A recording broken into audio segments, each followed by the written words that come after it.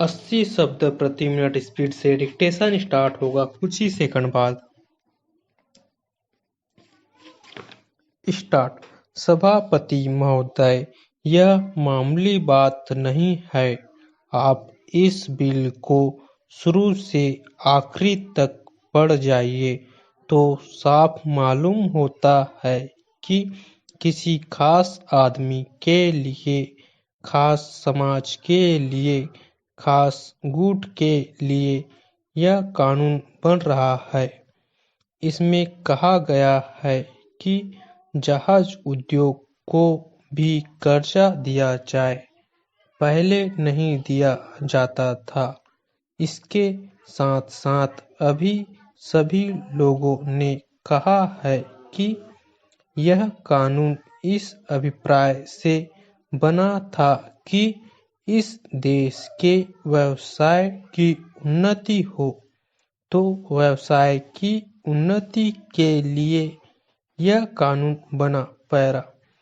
हम किसी व्यवसाय का नाम तो नहीं सुनते, लेकिन सुनते हैं कि करीब करीब 80 लाख रुपया चीनी उद्योग को दिया गया है। इसका क्या मतलब है? इस बारे में मैं पहले भी कई बार इस तरह की बात कर चुका हूँ।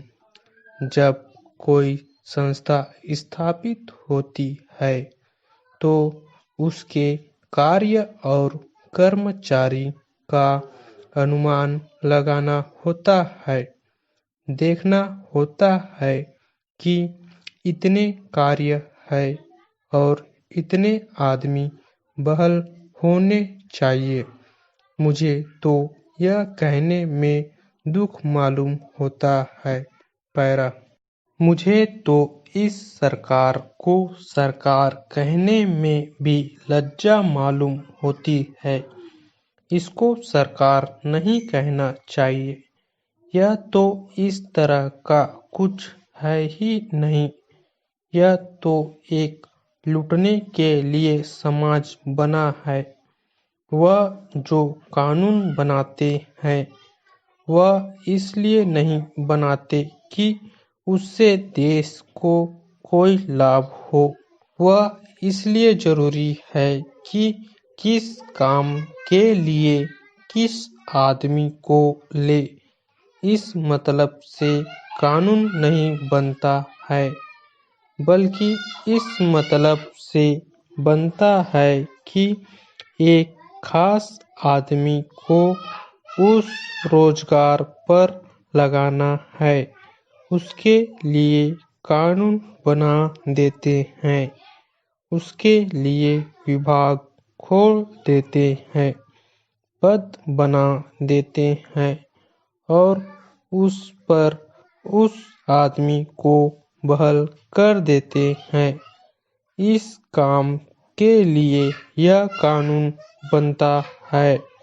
अब यह कानून बन गया है, लेकिन क्या उपनिदेशक की जरूरत थी? अभी न इस नियम को बहुत रुपया मिला है, न बहुत काम ही बढ़ा है। अभी केवल एक काम हुआ है। केवल चीनी व्यवसाय को रुपया मिला है, जो बिल्कुल उन्नतिशील व्यवसाय है। उसमें उन्नति के लिए रुपए की जरूरत नहीं थी। ऐसे ऐसे व्यवसाय की मदद होनी चाहिए थी जो कि पिछड़ी हालत में है। इन शब्दों के साथ अब मैं अपना भाषण समाप्त करता हूँ। मैं उम्मीद करता हूँ कि सरकार मेरी बातों पर कुछ विचार करेगी। स्टॉप।